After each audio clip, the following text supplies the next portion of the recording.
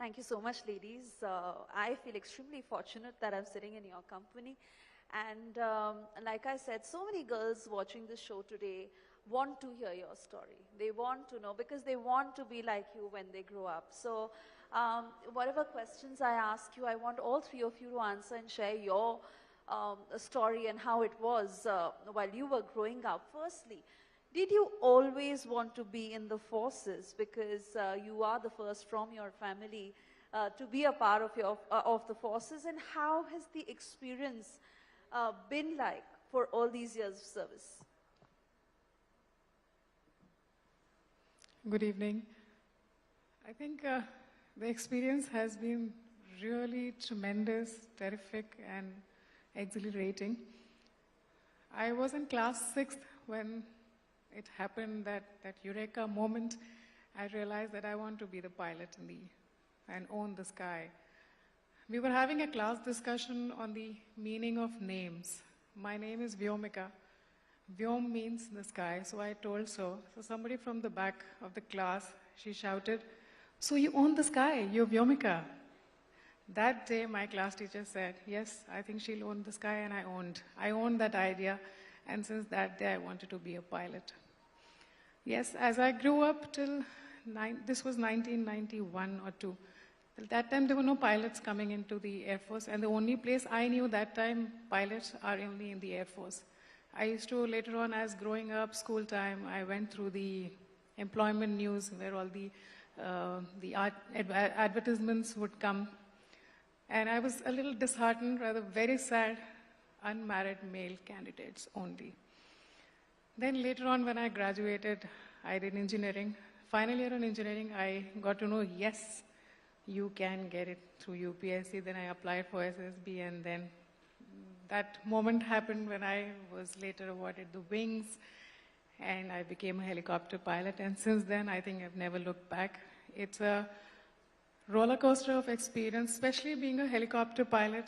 You take on variety of roles. I've flown sea level to heights of 18,000 feet, done a lot of casevacs, and made decisions of leaving this person and taking this person, and then maybe come back next day, seen the weather, negotiated it. And I think that's about it. It's been an excellent experience, and I love it. Thanks.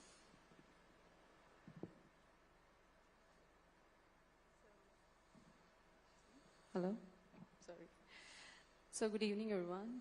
And I would like to start it's a matter of pride for my family and me that I'm the first one to join the Navy. And I really don't have any background of military. Most of my family members, my father, they are from central government or public sector. So I was the only one who took an initiative to join the noble service and join the armed forces and breaking the old barriers in the thought. So I would like to submit that how I get introduced to Navy, no idea at all what is armed forces. And if somebody talk about it to me, that what is armed forces, I think that it is army. So it was my best friend. She introduced me to the services. She introduced me to his elder brother who is from armed forces. And within a conversation with him, I get that ignition and spark to know about military. So intrigued by the defense lifestyle, the discipline culture, and of course the mesmerizing uniform, I decided, rather I volunteered, that definitely I'm going to put my next life or my entire life dedicated to the services, and that's how I joined the Navy. And I would like to brought out, since I have a completely civil background, so transitioning to Navy was the biggest challenge for me. And the biggest difficulty, and I think that I can pass through, is the initial training phase. So it tested my potential. I experienced that I have to stretch out my limit, suffer that lack of sleep, go through the training day and night, and there's no time to rest. And at the same time, you have to be academically sound and have to face the physical training as well. So I think that tested my limit. And I believe firmly that is the training structure of the Navy that is so meticulously and thoughtfully designed that I can actually transit smoothly from the civil world to the Navy culture. So I'm really proud that I'm here.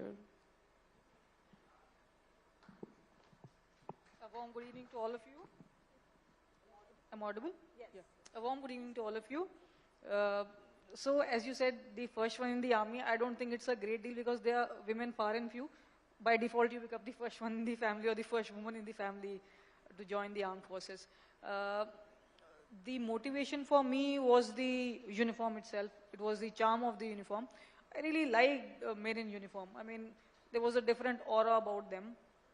I wanted to be a part of it too. And as God would have it, I had parents who never, objected to it. I mean, when I had told them that I wanted to join the armed forces, they didn't even bat an eyelid. They were like, okay with it, please go ahead. My mother was a little concerned though. I mean, that was all about it. But right from the time I was in college and I joined NCC, this thing firmed in. And then it was just Indian Army that I'd wanted to be a part of. And since the commissioning, I can't remember a dull day. Every day is full of some event or the other. And even when I'm getting ready in the morning and I look at myself in the mirror in the uniform, it adds a zing to the mood and it stays throughout. And it carries you through. So it's been a wonderful 17 years that I've had in the army. Thank you. Wonderful. This is exactly what I wanted to come to next. The mesmerizing uniform, the aura of the uniform. And what was that first day like and the change that it brought in you from the girl that you were to the woman that you became after you wore the uniform, and the sense of responsibility that you feel towards the nation, which of course was always there. But how was the change like? Suddenly, I joined the academy 5th of July 2003. It's been about 18 plus years now. When I went to the academy, I was going to enjoy. It was an adventure, the train journey, entering the academy. And when you entered the academy, there was a lot of things that the activities that we do at academy are now offered at a prize at a farmhouse, sack race, or you roll in the mud. Those were the activities which were taken as punishments. Actually not punishments, but they were taken as physical strengthening exercises rather they were told to us like punishments. So there were people who took it as punishment. I loved it. At 23 years of age, after 4 years of engineering, 1 year of working outside in public sector, you're telling a woman to go roll in the mud and not enjoy it. So I think that was the part. I enjoyed every bit of my academy. It brought out the athlete in me. I won gold in all the track and field events that could be. Rather, they limited me to enter only in 4 events.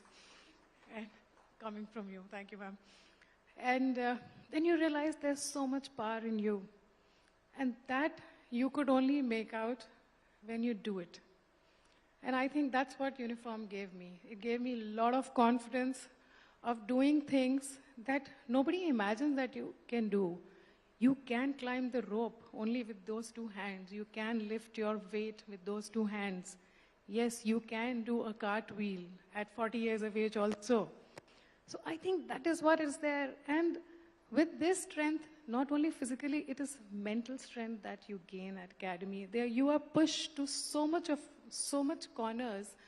Rather, you are pressurized too hard on the corners that your brain is I think part of your brain is activated. And every day there is a new, now in the service, not only in the academy times, now every day a new challenge comes your way, new decision making. Your skills are growing every day. And I think that's what the uniform has given me. It has given me that inner strength that I can handle anything, come what may. Aren't they? It's like that. Thank you.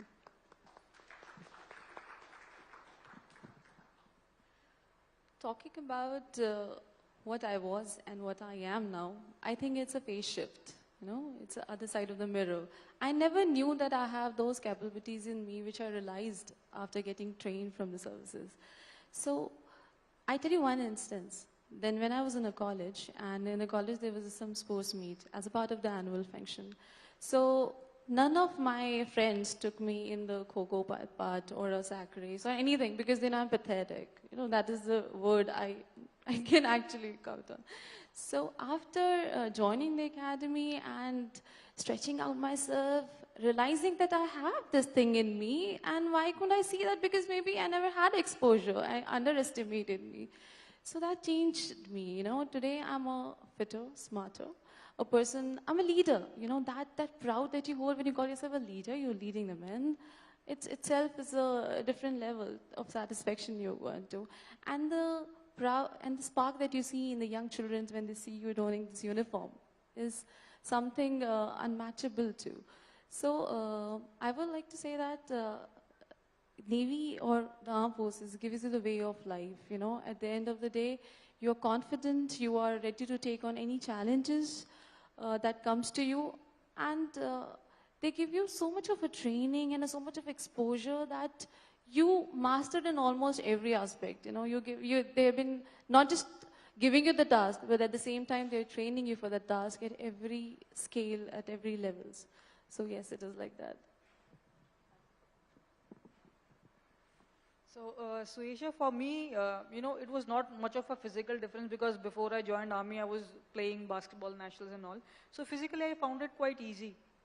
But when I got commissioned and I joined my regiment, I was the first woman, rather I'm the only one in the regiment, so about 650 men there. So it was a new setup for me.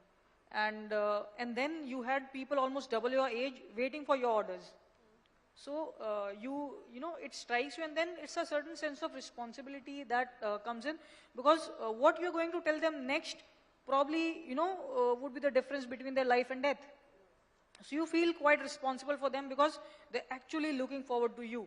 And luckily so, they don't discriminate man or woman. You are their leader. So again, that's an added thing on to you. But as Tushina brought out, that the training is such that you prepared for it. You actually expecting things to happen that ways. And while you are in the training academies, if I may just bring out, when we join the training academies, we're very proud of our achievements, whatever little we might have achieved. And when we enter there, the training academies, the first thing that goes out is that vain pride. Our egos are crushed. You are, nobody there. So, that is what makes the army or the officers more humble, because you realize that these are small little things and they really don't matter. So, once you've been through that training part of it, you really become more humble. And that is how your interactions also become more honest with your men. Because when you're standing in front of your men, you can't pretend. If I would say 10 months in a year we spend with them, year on year, the entire regiment, we know each other inside out. You just can't pretend in front of them. So you really have to be your honest self, and for that you to really, keep at it, keep improving yourself, keep pushing your own limits. You can't be found wanting anywhere. So what you were in the civil world and what you are in the army is absolutely different, I would say. Absolutely, and this is what a lot of girls today would want to know, since we are also on this platform today, and Stree Shakti is what we are discussing. In the last decade or so, not only has there been higher participation of women in the defense forces, but also increased opportunities. And like you're saying that today a woman officer is equally in par with a male officer. How have you, and you have been in service for 18 years now, what can you share about the internal scenario of being in the forces as a woman officer? As a woman officer, that's what I said. In training, you're all rolling in the mud together. Male cadets, female cadets. You're doing it together. So he sees she can do it. She sees he can do it. There is no disparity. She said that the egos are crushed. Even the male ego or the female ego is crushed. You're all a team. The camaraderie at academy is the highest. Rather, after a few years, the NDA cadet girl, the girl cadets would also speak to each other, what squad are you from? That camaraderie, which I see in male cadets now, even when they're air marshals, they still ask, what squad are you? So I'm waiting for that kind of camaraderie that will come up in women officers when they become air marshals very soon. So, coming back to the question, see, if you realize we are drawn from the same part of the society. It's a section which has been cleared and we come as officers in the armed forces. So yes, the biases, the prejudices, everything from the society in male as well as female minds, they also come along. But the beauty of the armed forces is this, the male mind, whatever prejudice, whatever bias he has in the mind, he works on it and I think, plateaus it or what I can say, I'm not getting the word now, that he regulates it inside and he understands, yes, she can also do it, I can also do it. We're both in the same race. And thanks to the organizational policies now, everything is equal. There is no disparity. You are there, you perform, you get higher marks, you are there. It's all merit-based, it is all performance-based. The gender does not, I think, figure anywhere. Earlier, maybe yes, some disparity used to be there. Now there's nothing. Everybody is given equal opportunity. That's the word. Thank you.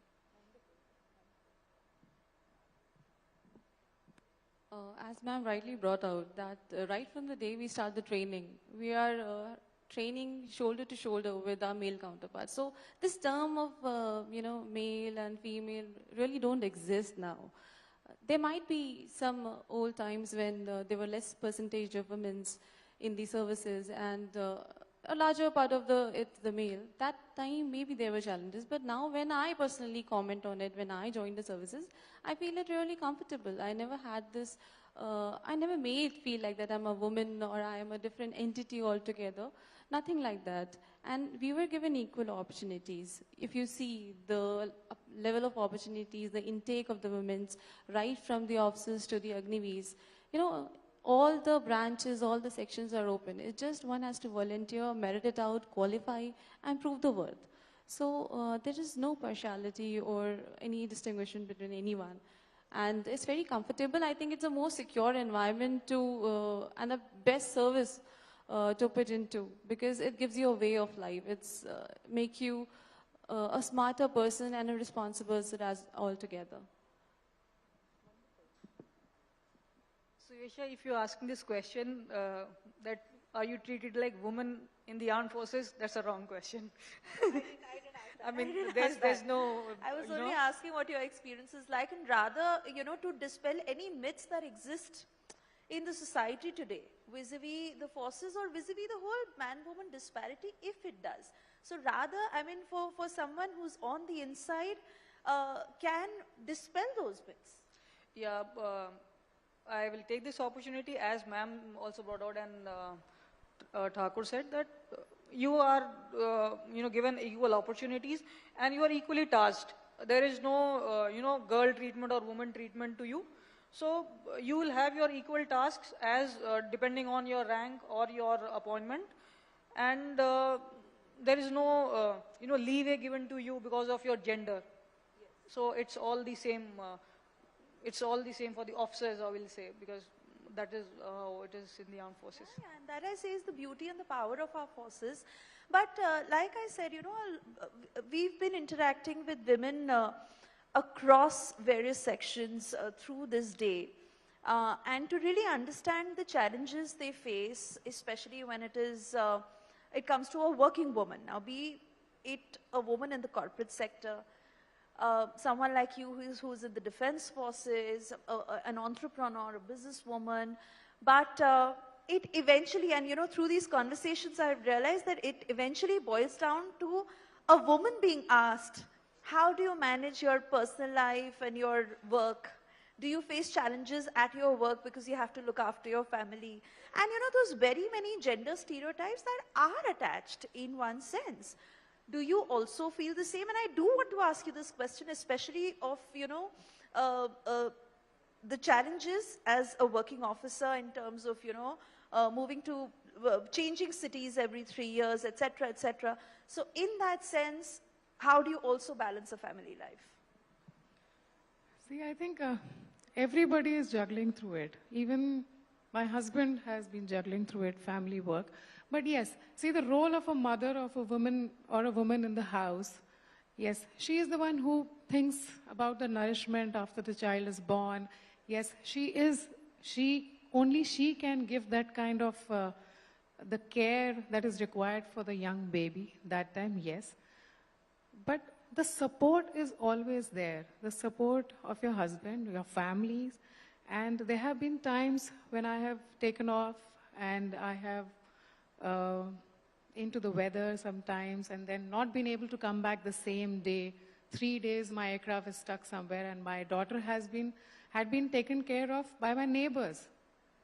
So the juggling part is, yes, there, because see, when you have so much on your plate, you have to manage your time, your priorities, and your commitment to your duty, as well as of the duty of being a mother.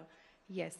But then, sometimes when you see the child also understand, my mother-in-law, my father-in-law, my sister, my mother, my husband, all have pitched in. My neighbors have pitched in. There were times when, after my daughter was born, I had a terrible backache, and my husband was in Congo on a mission. I called up my neighbor, ma'am, please come, I cannot take care, I need to sleep. Both of them, they came, they cuddled my daughter. She said, okay, go, Vyamaka, go sleep. I locked my door, I slept for 4 hours straight. They took care of my daughter. That's how it is. I think in armed forces, you actually don't earn the ranks or this, you earn a family. You earn another family which is there. I'm sure both of them agree. We are just in different colors, but I think we are all part of one family. So I think that is how, when you realize in the profession that I am, my in-laws, my parents, even my daughter now, she understands that I cannot have an inattentive second in the cockpit. So that's how, knowing that this all is happening, I have this support, flying in the cockpit becomes a kind of meditation. It is away from all those things with that self-assurance that, yes, I have full support and things will be absolutely fine. I can concentrate on my work, be it on ground, in air, take risks, make the correct judgments, and come back safe. I think that's it.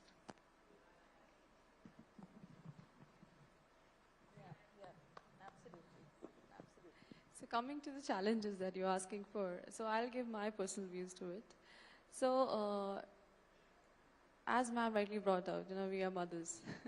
So I have a responsibility primarily towards my family because I'm a mother now. I have a 2.5-year-old daughter. And at the same time, I have to be diligently deliver my work at being an officer. So there is no negotiation to it. And challenges are there, of course. Challenges are there. But personally, they're not significantly that difficult for me. I believe, as I brought out earlier, that Navy is not just a service. It's a way of life, It gives you a very secure and safe environment for your family to stay. Apart from that, you have your Navy Wellness and Welfare Associations, which provides the welfare amenities so that you can work with peace at your mind. So I believe whatever the work-life balance I'm able to attain and, dedicatedly focus on my work, go to office with a peace of mind that my child is being taken care of, and do my work and possibly doing it well, I think I get rewarded. And the reward that I got from Navy is I got a permanent commission. So I think that happened only because I got that environment, that peace in my mind, that work-life balance, that is there in the services. So I think it's like that. Yeah, absolutely. I think, Suesha, it's more or less the same. When I was blessed with Aditi, my daughter, I had this dilemma of whether I continue serving or I quit.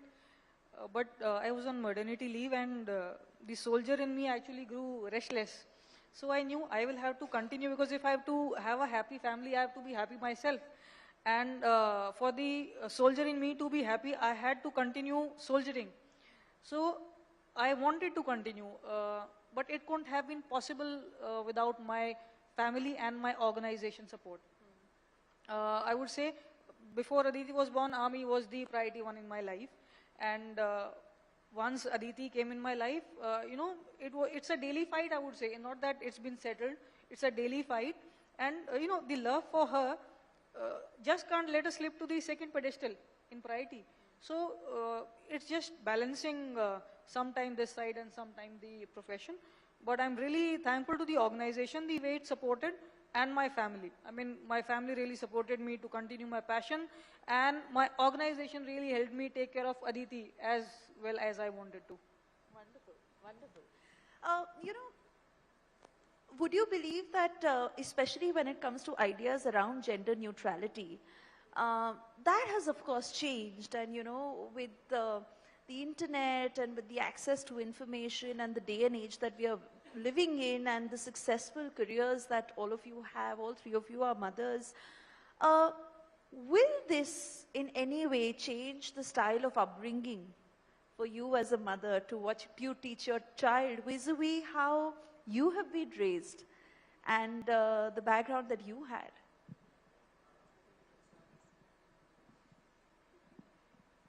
See, I don't want to annoy my parents. I've been raised quite well. I think that's the best way I could have been raised. And I would like to instill the same values in Aditi as well. And, some things that I would like to change probably is not in the way I was raised, but probably in the society. I would not want her to, experience eve teasing while she's traveling in a public transport, if that can change probably. I would, want her to be more secure, feel more secure when she moves out. I think that's, as a society, the mindset has to change. That's about it. I mean, that's how it reflects. So I have a different take on it. Like, I'm the only girl child in my family, and being the eldest one. So I was pampered a lot, and rather cocooned by my parents. Like, I was born and brought up in Ghaziabad, and at that time, Ghaziabad is in news for good reasons. Huh? So they were very protective. Even they used to drop me to the college. My mom used to wait all the way when I was doing my college, and my friends used to make fun of me, like, your mom's still coming and picking you up. But that was the situation. And my dad, because he was very protective and don't want me to get affected by any of the wrong things, never let me, go for a picnic, maybe participate in any of the adventure activity, or maybe go out and play. But now, and one thing I like to mention is, I'm married to a naval officer, and his upbringing is entirely different. So, of course, Navy has brought a substantial amount of changes in me. He's also one of the person who brought a lot of changes, because he's very confident. He's very, he's a kind of, you're a girl, you need to know everything. He's the one who taught me how to drive a car. He's the one who taught me how to drive a bike. And he makes, my mom always used to complain that what you have done to her. Look, but I'm self-confident, and he holds it proud. And I believe that my parenting style to my child is different. I'm much more confident. I want to give her all the opportunity. I'm not scared. I want her to be bold, stubborn, and ready to take on the challenge. And it should not be scared of anything coming up. She'd be like at the forefront, I'll take it. So that is the kind of difference I personally feel is change and happening in how I'm grooming my child. My parents are both in the education side. Mother had worked in NCERT and my father retired as a school principal. A lot of emphasis on education at home. We are 3 sisters and 1 younger brother. I am the middle daughter. And I think being from education background, my parents both, they just told me one thing: we have no money, this education is your wealth. So that's how I think the whole food for thought, that this is your nourishment. This is how you create in your mind. Please enjoy the freedom of thought, the freedom of writing. They both write, they both are poets. And I can proudly say my younger sister is a famous poet. My daughter is going to be a poet very soon. And I write sometimes. So I think this freedom of be able to think and not stereotype your thinking, and you can write about or think about or speak about anything at your home, is free. If it's generally a taboo if a girl is given a anonymous letter during Valentine's Day at your home with a chocolate or a red rose. My dad would get it for me. कि ये देखो आज ये आया है, let's open it, let's read. So, it was that kind of an open freedom. So I think I was raised fearless, and that's what I think I have become. And I would like that my daughter also becomes fearless. And I think all thanks to my mom, and 80% to my mom, 10% to my dad too, and my sisters but I think thanks to mom, I hope she's listening now. And one more thing I want to say, what I would like to change is, everything is very subtle. Parents love their child, parents give them all freedom, they don't check them, but they don't actually speak out also. I think there has to be a little more of the said things. More of, yes, I am with you. Yes, I love you. I like you doing this. That appreciation into children right now when they are so much exposed to social media and they are gaining a lot of passive things which is coming, okay, if I look like this, I'll look beautiful. If I go through this filter, I'll look beautiful. If I do this, I'll be appreciated. How many likes do I have? I think that appreciation should come at home. That thing, mother, father, elder sister, the teachers, and other supporters can only bring out. And that confidence, when you instill in a person, when he or she knows internally that she is good enough, I think that's what matters. That parents can do from the very beginning. That's the change I want now. Absolutely. And as proud as I am of all of us and all the women sitting here, I certainly believe we are in changing times. And I feel that, our daughters are going to be bigger and stronger and fierce and bolder and most definitely, yes. As it's time for us to wrap this session, your message to all the young girls watching you who, like I've said, want to be like you. I think you almost said it in my previous reply, but I decided that I would say this to young minds if I was asked here. I think you need to dream as high as possible. You need to dream and not just dream on it. Find out how you can realize that dream. The avenues to find out are so much now. The internet is there. Our time, we had no internet. Whatever we could ask people around, whatever we could read in newspaper, it was limited to the knowledge that people around me had. But the knowledge that now the youngsters can gain is beyond, I think, what telephones can give. It's internet is available. So I think make use of that and never be depressed or never say that one option is gone, ab to mera kuch nahi hoga. There's always second option. That means that you're meant for something much higher. So whenever you're going next step, you remember it's a staircase. You're only getting higher. It's nowhere that you're not going to drown anywhere. It's only growing. Every defeat is a growth. That's what I have learned from my 18 plus years and whatever experience I have. I think you can put these words to use. Thank you. What I would like to say is, like what I follow for myself. You should always aim high. And then you decide how to reach that aim. That is very important. And never miss an opportunity. Whenever an opportunity knocks at your door, just grab it. You never know what compliments it is bringing along. And also, since I'm from services, so I want the young people to volunteer because now the services are opening up numerous options, a numerous opportunity to join as an officer, as a Agniveer.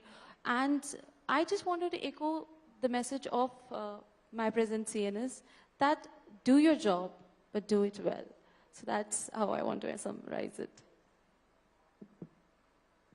All right, as you said, Suesha, there are, women and young girls who aspire to join the armed forces. To them, I would like to say that this profession of soldiering is very unique. It's unlike any other profession. Here a soldier is supposed to train for war, fight and win it. And there are no individual battles that we fight. We fight as a unit. In fact, the unit's izzat, as we say, is the driving force, is the motivation for the soldier to fight. And the bullet treats everybody alike. There is no discrimination. For our adversary, a man, woman is same. So there can be no discrimination based on caste, creed, religion or gender. So while that is true, so the armed forces cannot be made a means for gender equality or women empowerment. So as a woman, if you wish to join the army, yes, the army needs soldiers. There is no men or women that the army needs. It needs soldiers. So if as a woman you feel you are a good soldier material, you must join the army. If you feel that this is your passion, you really want to enjoy the privilege of wearing arms for your country, you must join. You should not join the armed forces because you want to prove yourself better or equal to somebody. That should not be the reason. It should not be to break some glass ceiling. No. If it is your passion, you must join the armed forces. And when you do so, you must ensure that you know that armed forces, it's really physically demanding. It's a physically demanding career. It's emotionally draining. You see somebody from your regiment dying, it's like really crushing. You don't stay with your families. Rather, when they would need you the most, probably you will not be there. So you must know all these things, keep it in your mind. And after all this, if you still feel it is worth it, then you must join. Army would need such soldiers. Thank you. All three of you portray power, resilience, force, and such an example that you set for every young girl who aspires to be like you, women officers in the Army, Navy, and Air Force. I want to thank you all for being a part of this chat today. And like I said, you know, we need to have more and more of these conversations because it just opens up so many minds. And this is the youth of our country watching all of us. So thank you once again, and thank you for being you.